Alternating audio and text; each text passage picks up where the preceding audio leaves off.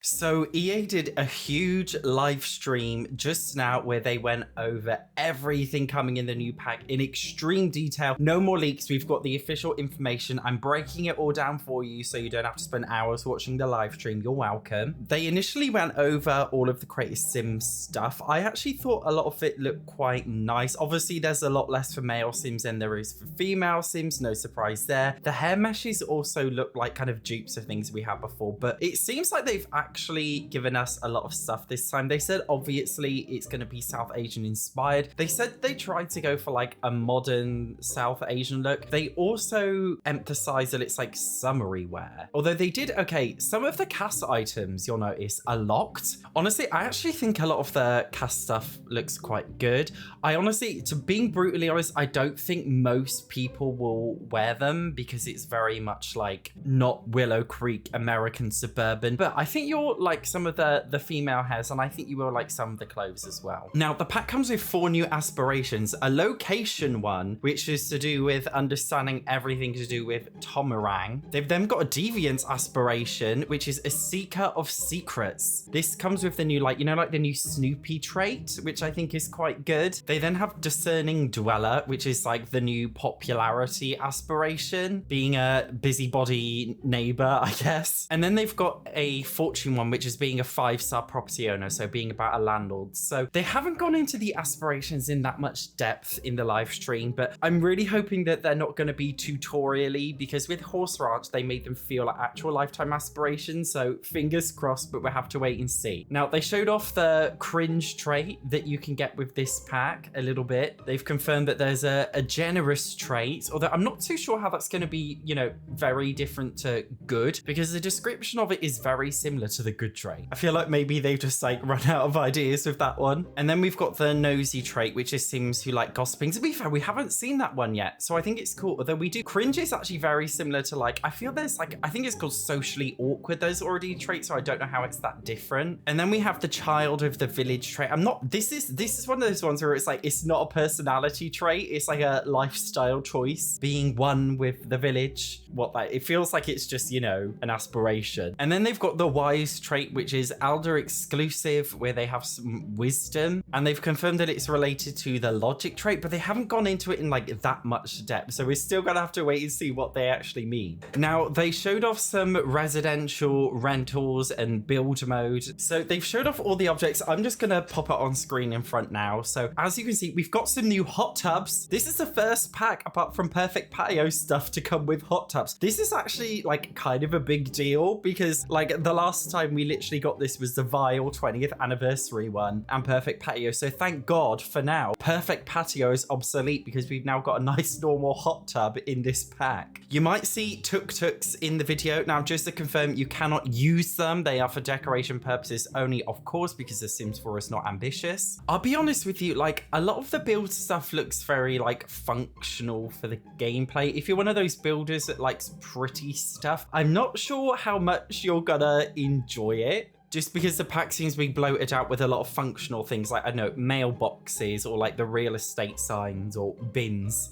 Also, they've confirmed, by the way, when they were showing off build mode, so you can see that there's like a no shoe sign on the wall. Now they've confirmed that this feature, well, this feature was originally in Snowy Escape only, so if you wanted to have your Sims take off their shoes in the house, you had to have Snowy Escape, but now they've put that into the base game so that they could reuse it for this pack, because obviously you take shoes off in pretty much every Asian culture, so obviously they had to put it in here too, but they made it base game, so we're getting a little bit of a free base game update as well, even if you don't own the pack. They also said as a base game update that they're updating colors of like fridges and microwaves, like other random appliances, to match with the colors that come with the new kettle and the new pressure cooker or slow cooker, whatever it is. So that's another free base game. It's not much.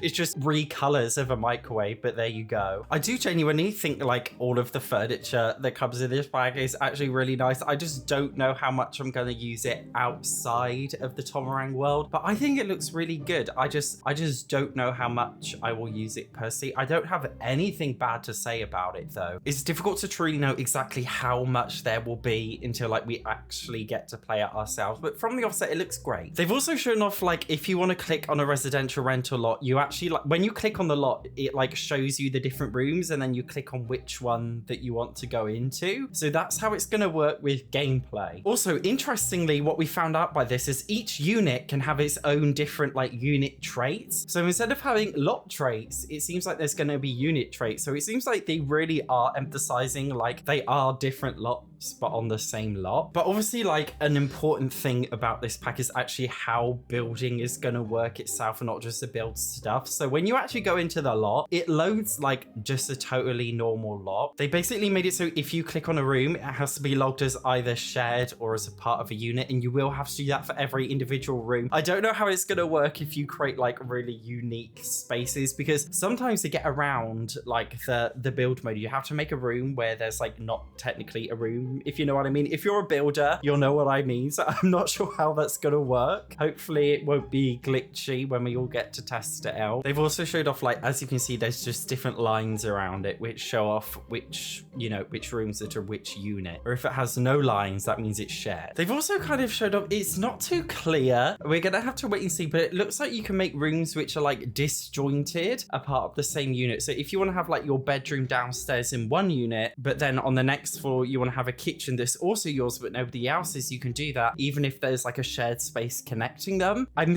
assuming that's how it is based on that. It was kind of difficult to tell in the little live stream that they did, but it looks like you can have basically units which are the same unit but in different areas of the lot, if that makes sense. They've also showed off and confirmed how you can cheat to add a lot more units, although I'm assuming the reason why this is a cheat is because if you have more than the default 6, it will probably cause a lot of lag. They've also confirmed as a landlord, you can own like theoretically every single residential rental. So even though the cap is like 99, as a landlord, you could technically own all 99 of those. You know, 100 baby challenge, that can fuck off. Now we've got the 100 unit challenge. Now they've also gone over the brand new world Tomang. Now the leaks that we've seen were unfortunately true. That means we only have 9 lots, I'm afraid. Although it seems the world only comes with 2 residential rentals, funnily enough. So a pack that's about residential rentals only came with 2 apartment buildings, a whole expansion pack that only comes with 2 pre-made apartment buildings. This is just like so, like it's just so bizarre. 2 apartment buildings. Like if you look at the bottom world, like it's got 2 big empty lots. They could have just put 1 more apartment building in there. Like it's just so ridiculous. Like why is there only 2? Why is there only 2 in the whole world? A pack about having residential rental apartment buildings, and you could only have like it only ships with 2. Simmers can't be bothered to build their own. If you want to play, like you don't want to have to build your own. Like why does it only come with 2? It doesn't make any sense. So they have also showed off some gameplay. So you can see in the bottom right they have actually details about the residential rental, and this is from the perspective of the landlord. So it will work under like the same business tab if you won't get to work or dine out or cats and dogs. They've also clarified, so if you're playing as one sim in a unit, the sims in the other unit, so you don't control if they will come out and autonomously use objects, although they gave the impression in the live stream that they've had to do this for like individual objects specifically, so they had to specifically code in that if you have gym equipment that they will autonomously use that. They have also mentioned if you own laundry day, you can have like laundry machines and sims will autonomously come out and use it. So there's a little bit of cross-pack play, but I'm not sure if it's object specific. So for example, if they like forgot about an object from a certain pack, maybe sims in other units won't come out and use them. We're gonna have to wait and see. They weren't very clear on that, but it sounds like that is the case. They also went over landlords and filling vacancies. So you can see here they showed off the interesting information about it. So we got the unit rating based on the size, amenities, environment, and maintenance. So these are going to be the 4 factors that affect basically the maximum rent that you can ask for and the unit rating itself. They've also confirmed the available tenants who can move in are limited to a set list. So I'm not sure what's going to happen. They said there's about 20. Like what if you go through all 20 and there's no sims like in the manager world's household bin left? Like are there just going to be like no tenants remaining to fill the lots? Or like are they just going to randomly generate them? They didn't say that they are. They said it seems to be from a set list. So it looks like after after that like initial like 20 or so tenants that they've pre-made, you may actually have to create a new sim and put them in manually. It didn't take them very long though in the video to go over the, you know, like the rental system. So it seems like it's not that in-depth. I think some people will prefer limited, some people will prefer complicated, but it does seem like it's limited. Now, they also then went on to show off the rest of the world. As you can see, it's pretty, but obviously it is a lot of set dressing. Like, guys, it's a Sims 4 world. You know, in my brutally honest review, I'm scoring it a fucking 2 out of 10, don't you? If you've seen any of my brutally honest reviews before, Sims 4 packs, you know this is probably going to get a 2 out of 10. They spoke a lot in the live stream about how beautiful it was, but what they didn't do is show what you can do with it, because you can't do anything with it, because it's beautiful, but you can't touch it. There are different rabbit hole things, so you can, for example, like browse the fish market. You can go into the night market and you can buy things from the night market. So for example, they showed off like a crafting store where you can purchase like craftable goods. They also showed off some like local clothes that you can buy. So you know those locked ones you may have seen in my B-roll footage before of the cast. All of the locked ones, you actually have to buy them from the market store specifically, which I actually think is quite good. It actually gives you incentive to go to the bloody market store. Do you know what I mean? They've also said that you can buy tassels from these market stores, which are a new collection, which if you collect all of them, they've announced you get some special surprise reward, and you also unlock some lore. As soon as they said tassels, like the first thing that came in my mind is like, you know, nipple tassels. Genuinely, that's the first thing that came in my mind. So someone's got to mod nipple tassels into the Sims. I bet there's some kind of alpha CC nipple tassels somewhere. They also have some food stores, which are basically exactly the same as the other food stores in all of the other packs and the base game, so there's nothing new there. I know this is a bit unpopular, but like, I don't care about my Sims trying new food. Like, it's not like I'm tasting the food, do you know what I mean? Like, I'm happy to just give my Sims a garden salad or like a grilled cheese like every single day. Like, I don't care about the food. I just feel like in every Sims 4 pack, they give us like a million different new recipes, but like, I just don't care. Now, they then went into the other neighborhood and they spoke about the animal sanctuary, although they referred to it as a tiger sanctuary in the actual game. They didn't refer to it as an animal sanctuary. Is it like a general animal sanctuary or a tiger sanctuary? I don't know. As we already have confirmed, it is a rabbit hole option. It does have opening hours, but you can sneak into it if you go in there at nighttime. They've spoken about, so if you go in the sanctuary, you can see there's those like pop-up cards, and that there's apparently some deep lore. Is it actually deep, or is it just text on a screen? But they've shown like if you support the sanctuary, you get a special object, and if you sneak in, you might like be able to steal items like random food items. But like, they've spoken about it as if it's like, I think one of them said like it was the most exciting thing in the pack, and it's like, it's a rabbit hole, guys. It's a dumb, boring little rabbit hole. Grow a pair of balls. I mean, like, being brutally honest with you guys, like in the whole live stream, they didn't really go over that much gameplay, and this is like a gameplay live stream. This feels like it comes with even less gameplay than Horse Ranch did, and Horse Ranch came with basically no gameplay. I think EA, honestly, they're gonna hate me when I do my brutally honest review of this pack.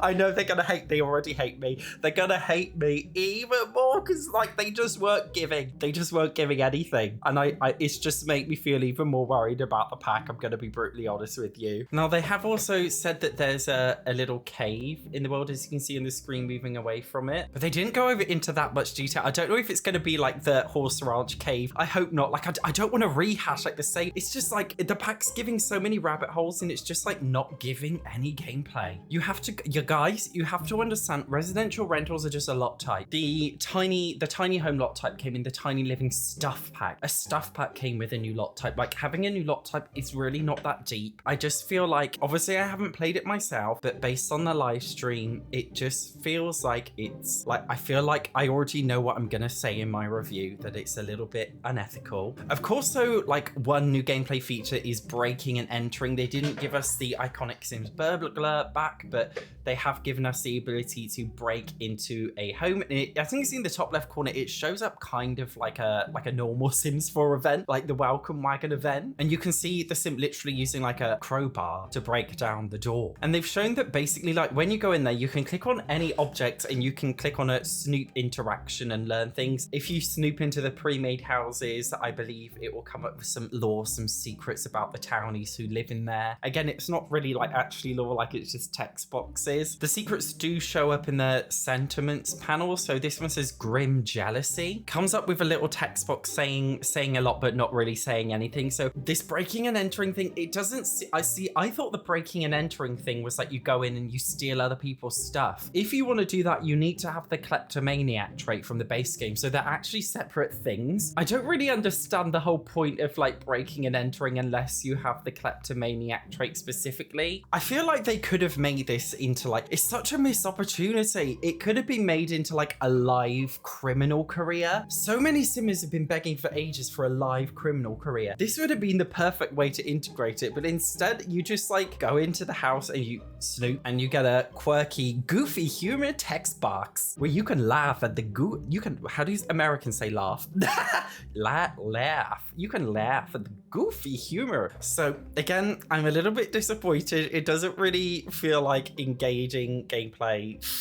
I really had my hopes up for this feature. I really had some hopes up to like start some shit and have a bit of chaos, but it looks like it's not going to be chaos. It looks like it's going to be safe, toddler friendly 3+ humor, I'm afraid. You guys think I go into these videos like wanting to be negative? Like, they give it to me. I can't help it. I feel bad because I feel like maybe they put a lot of effort into it, but like, do you know what I mean? Somebody left a comment on one of my videos like months ago and it was so true. They literally left a comment that said like, if I commission you to paint me a beautiful picture of a banana, but you paint me a picture of an apple, it could be the most beautiful painting of an apple in the world, but it's not what I wanted, the banana. I could turn that into a sexual innuendo, but I won't. What I am saying is, it just feels like there's a lot of stuff, but not stuff that you actually want to play with. So it just feels like, you know, bloated, if you know what I mean. They did show off using the kettle. You can basically use the kettle to make tea and coffee. Thank God we finally got a bloody kettle in this game. I've been waiting 10 years. We finally got a kettle. Although they have said that you can boil water in the microwave. If you're boiling water in your microwave, I swear to God, guys, is this like an American thing, boiling water in your microwave? It just feels so like wrong. They also showed off the mold trait when doing this, and they showed off how mold piles will basically appear randomly on the lot. Obviously, you can clean them all up, or you can let them fester and kill your Sims. But if you don't have the lot challenge, you won't get any mold at all. They've said the way it spawns is if you don't clean your plumbing, then it like festers on the lot. So as far as I'm aware, if you clean your shower and your toilet and your sink regularly, then the mold won't show up. But if you don't clean it, then it will show up. They also showed off that if one of the houses, like one of your tenants' houses, gets mold, you can destroy it with fire. So this is a legitimate way to start a fire on a lot, because you can set it on fire to destroy the mold. It's honestly like so difficult to start fires in The Sims 4. So in a weird way, I'm actually glad that you're able to start a fire this way. It's going to make it a lot easier. Oh, they also showed off Sims using the squat toilet. They do literally squat. So that's quite good.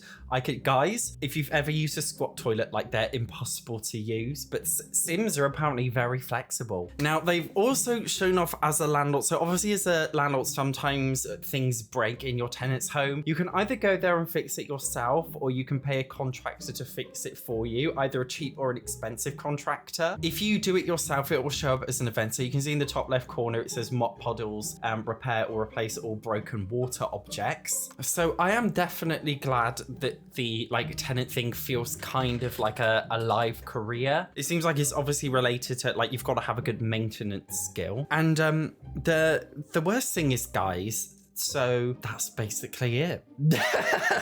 Where's it? I swear to God, the majority of game packs have even more gameplay than this. I'm honestly a little bit shocked, guys. Like, just where is the gameplay? It's just like, there just isn't that much. What the hell? There's nothing. There's like nothing. This is supposed to be an expansion pack. If you're charging like an expansion pack's price point, you kind of need to be giving us an expansion pack's worth of content. I couldn't give a shit about this toxic positive woke affirmation bollocks. We tried our best, we made it goofy and fun. Shut up. I'm an end consumer. If I'm not getting what I paid for, your pack can fuck itself. Call me, I am a Karen. Yes, I am. As a Karen, I am gonna complain. I'm standing up for you guys, and I'm saying right now from the offset with this live stream, it looks like it's not gonna be worth the money. Wait for my brutally honest review. My review will not be out at the same time with everybody else's, because obviously a lot of the other Sims YouTubers sit in the EA creating network, so they get it early so they can do their review early. My review will be after the pack is released. In my review, I will be doing cross-pack play, and I will be doing the post-release review, so that review should come out within a couple days of the pack coming out once I've had a chance to play it. If you haven't subscribed, make sure you do so you don't miss the review, although it's probably going to be a low review